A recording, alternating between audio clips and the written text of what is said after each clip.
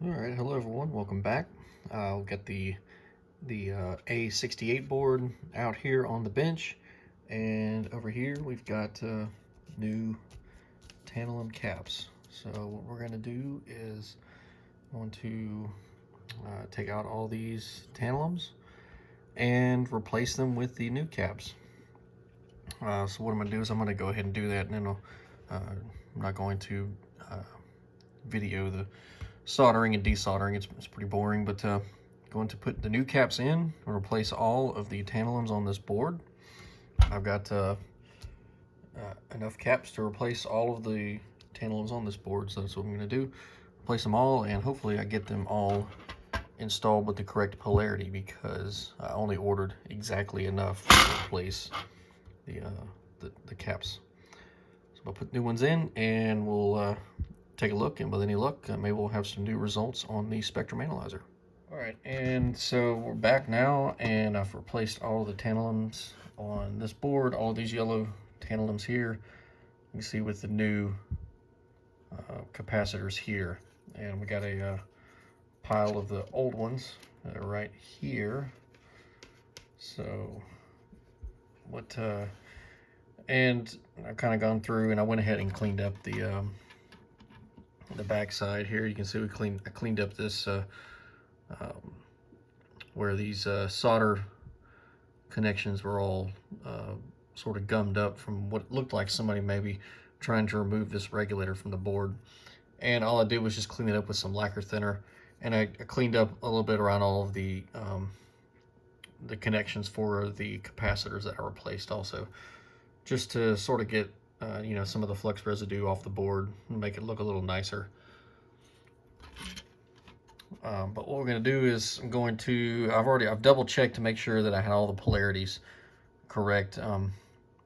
There's a little marker on the board here that denotes where the positive lead of each capacitor should connect to, and the positive lead is this portion here, which is sort of shaped at a sort of like a cone shape on this on the capacitor body here. That denotes the positive lead. And if you look at the markers, you can see also on the lettering there's a little plus symbol there that also points to the direction of the capacitor. So anyway, try to make sure that we get all of them aligned correctly, because this is a dual polarity system. So you've got on the negative rail, you obviously want the negative lead going to the negative rail, and on the positive rail, you want the positive lead going to the positive rail. So they sort of flip-flop back and forth. And what I did was I just pulled them out one at a time and made sure that I had them pointed the correct direction. But you can also make sure that the positive leads are lined up with this little marker on the silk screen here on the circuit board. So if you remember, we were looking from the negative lead, which is on the positive regulator, is the center terminal here, and the output here. And I'm gonna try to do this without getting in the way of the camera, but so we can see there is our positive rail showing about 2.2 kilo ohms, so that seems pretty reasonable. And we'll check the negative lead on our negative voltage regulator, which is this one here, to the output pin, which is this pin right here, and we see that showing about 1.9 kilo ohms, so that also seems reasonable. So we don't have any shorts across on the voltage rail now. So the next thing we're going to do is take this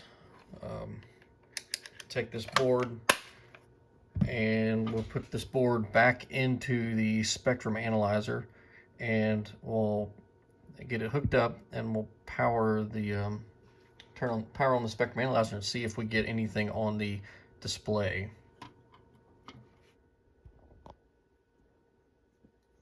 And here's the board. The A68 board now is put back into the spectrum analyzer, just to give you some idea of where the board is.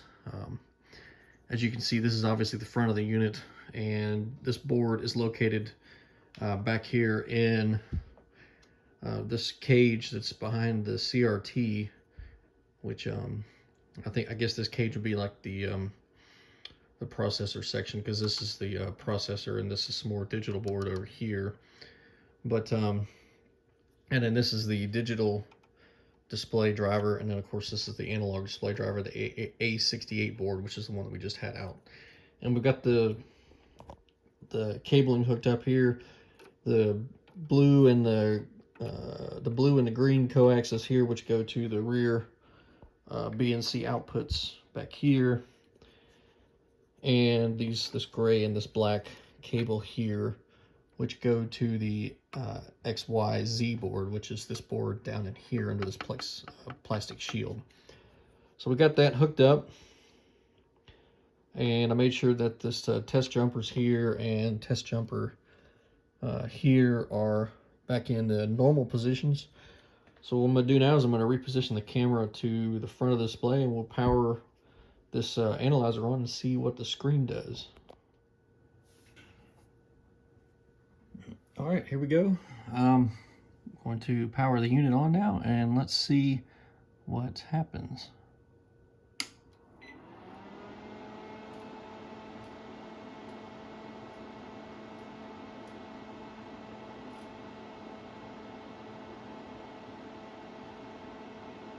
And there we go.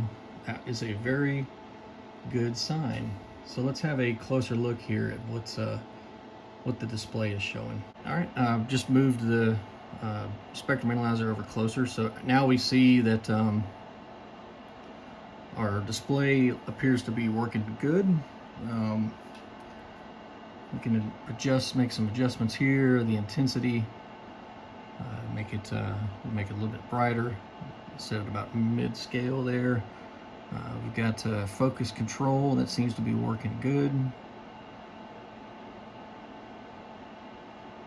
Again, put that about mid-scale.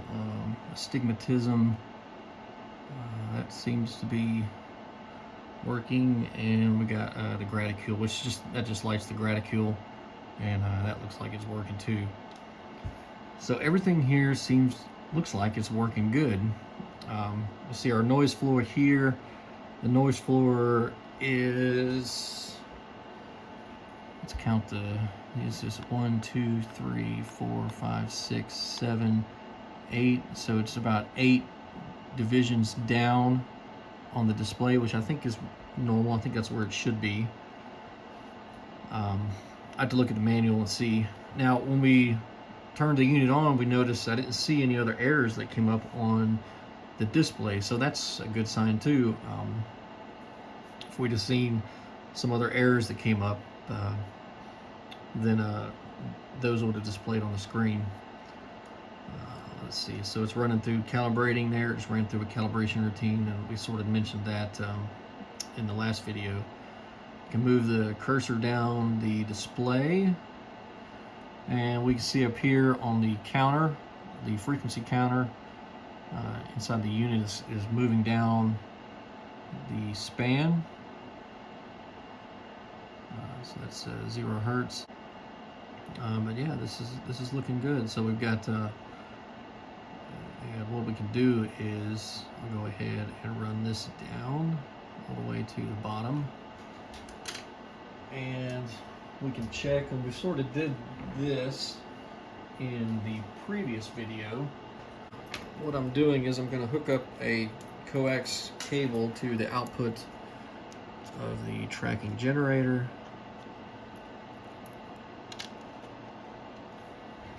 And I'm going to feed that into my frequency counter here, and we'll count to see if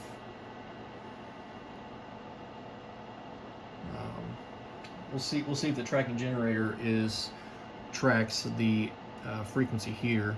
So I just went through a calibration tuning again. So what we're going to do is I'm going to put this in manual sweep. That will stop the unit from sweeping. As you can see, we're in manual, we're at 80 hertz. And now as we move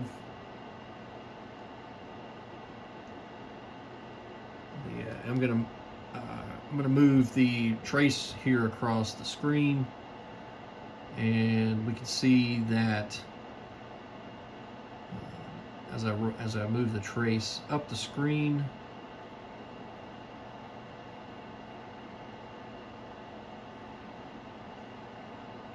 I'll park it at 3 megahertz. So we've got it at 3 megahertz, and we're showing 3 megahertz. So our tracking generator should track wherever our marker is. And I can see on the spectrum analyzer here, I'll move that over, and this frequency counter showing 3 megahertz. So that's good. So that's tracking correctly. Go ahead and bring this up some more.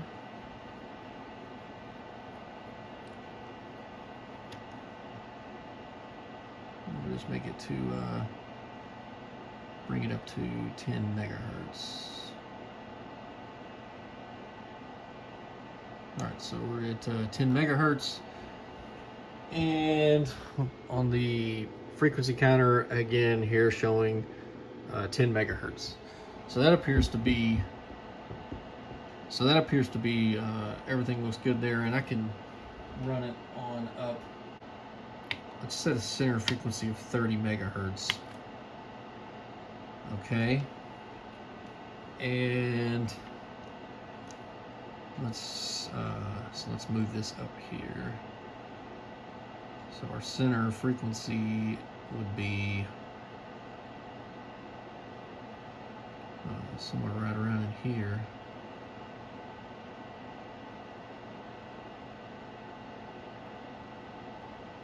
So 30 megahertz, and the frequency counter there, we're showing 30 megahertz. So that's good also. Let's change the input impedance, see if we get any errors. All right, so now we're at 75 ohms input impedance, and we can change it back to 50 ohms. Switch back to 75 ohms. So nothing, no errors there. That's good. Sometimes if there's problems with the input section, they'll throw calibration errors up there when you change input impedance. Let's go to the 1 mega ohm input impedance. All right, again, didn't see any issues there.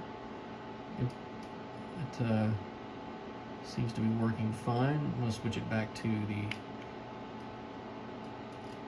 50 ohms. Let's run the calibration. No issues there. That's good.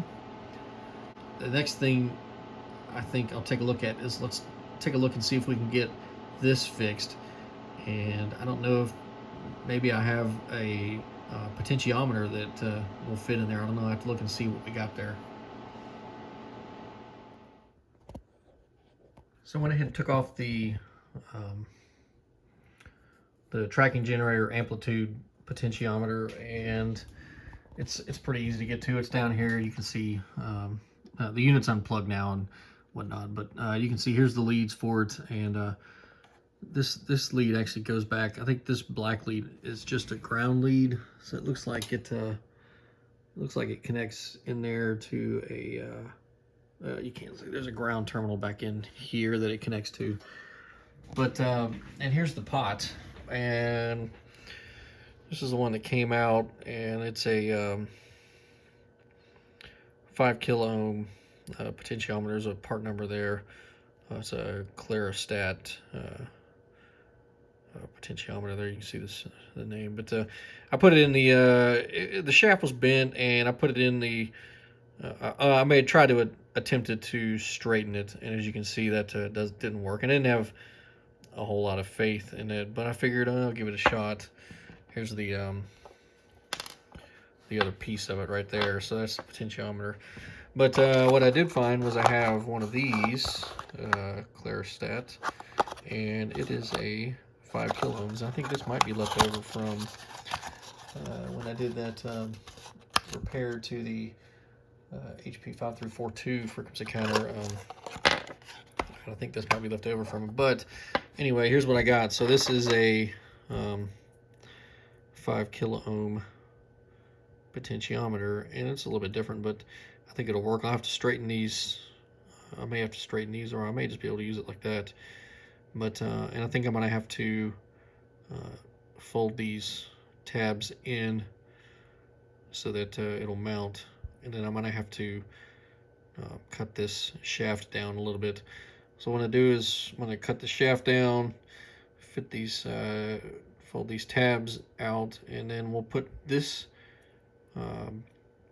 piece in, and that will fix our tracking generator amplitude control there.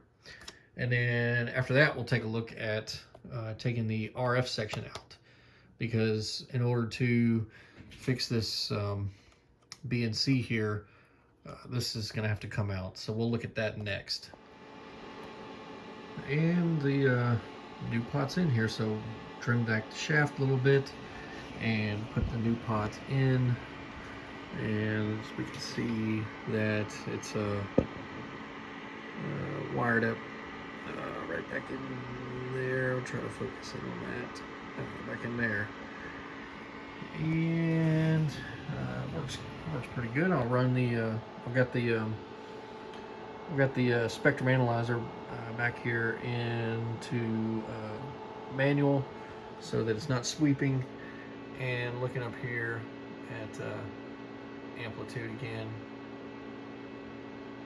and we're looking at I'm going to run the pot down, so we're down at the -11 position, and I'm going to run it back up to the 0 dBm position. So that seems to be working good. All right, next thing we'll do is see if we can get this RF section off.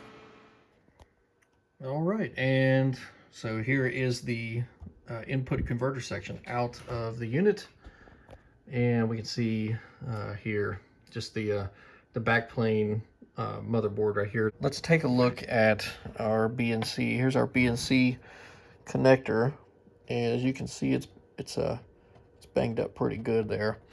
I'm hopeful that this piece can come out, and maybe we can look and see if we can get a new connector put in there.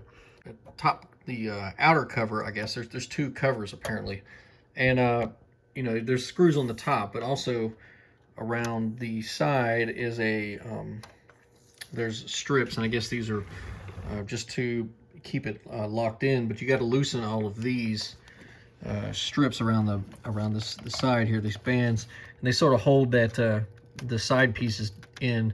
They kind of just compression sort of clamp it down in there, but you got to loosen those too. And then you take the outer cover, which is this cover here, will come off, and we'll take the inner cover off now, and we'll have a look. I can get a hold of it. There we go. So the inner cover comes off, and here is our input section. I'm going to slide it back here. So it's really, you know, again, just a really nice layout. Looks like we got some optocouplers here. This is the control cable that goes to the processor section here. Some optical couplers there for isolation purposes. Looks like here we've got I'm not sure what these are. Some sort of integrated circuits. I don't know if they're TTL or whatnot. I know most of this section here is analog. We've got all of these here. These are relays. Those are going to take care of the switching. They'll switch in the various what the input impedances. There's attenuators here. This looks like it's probably an attenuator section up here. But yeah, it's just really you know, it's really a nice layout here, and you know, I don't want to get to poking it too much, but here's the piece that we're concerned with here, is this BNC. So what I'm going to do is, it looks like we're going to need to desolder that, and this part will need to come out, and we'll have to have a look and see what we need for that. pretty specialized BNC connector. As you can see here, it bolts into the to the board here, and then there's a connector here, which is the center pin, and of course the outer shell casing is bolted in here to the common on the board. And there's not a whole lot of clearance here before you get into this capacitor and these protection diodes here. So there's not really a whole lot of clearance. I'm gonna have to sort of figure out what the best option is here. I may end up trying to see if I can sort of reform the barrel on this BNC. As you can see, it's kind of it's a little misshapen right now, and it's, as you can see here, there's quite a bit of sort of bulging out on one side, and it doesn't none of these connectors want to go on there. I could probably force that on there, but anyway, I don't really know what I'm going to do with this right now. I've got to think about it. All right, so after a little bit of fiddling around with the BNC connector, it's not perfect, but I was able to sort of reshape the barrel of the 50 ohm input, and as you can see, we've got a BNC connector on there now, and we're on the 50 ohm input, and I know the screen is sideways here, but looking at a 20 megahertz input signal from my RF signal generator into -10 dBm, and there's the signal there, and it's on a pretty tight span. This is on a 100 kilohertz span, as you can see here, the screen down here. So that appears to be working, and move the cursor up and down the trace, and there it is. But anyway, so I think I'm going to put this all back together. One thing to note, if you're going to take this assembly out, there's a couple of coaxes. This coax here, on the orange coax, make sure you connect to that before you put this piece in there. There's not enough clearance here to get this connector connected onto this jack here after you put this piece in. So reconnect this coax first before you bolt this in for good. These other coaxes here can be connected, and that one there can be connected after you get the front end assembly put back in. But I'm going to put it all back together, and then we'll wrap it up. All right, and so the spectrum analyzer is all put back together now. The cover's on, and still putting the signal in there from the signal generator. So I think I'm gonna wrap this video up. It was a success as far as getting the unit, the display to work. It was a pretty simple fix, but you know, so you just get lucky, and they're easy fixes, and that was the case with this spectrum analyzer. I'm very excited about the way it turned out. We'll be trying to find a more permanent solution for this this BNC input here. I've done a little bit of just kind of looking to see if I can get some ideas, and it doesn't look like it's going to be a piece that's readily available. Maybe I can get lucky and find either maybe like a front end or something for one of these units that's really cheap. Who knows? They're not entirely common, but you never know. I mean, it's a HP part, so maybe I'll find another piece of equipment that uses this connector that I could salvage off of. But anyway, for now, I'll just have to use it the way it is. But that is going to be it for this video. I'm going to wrap it up, and we'll see, I've got some more ideas for more videos coming down the line. I hope you stay tuned, and if you like the video, leave a comment. If you like the channel, please subscribe. And that is all for this video. Thank you for watching.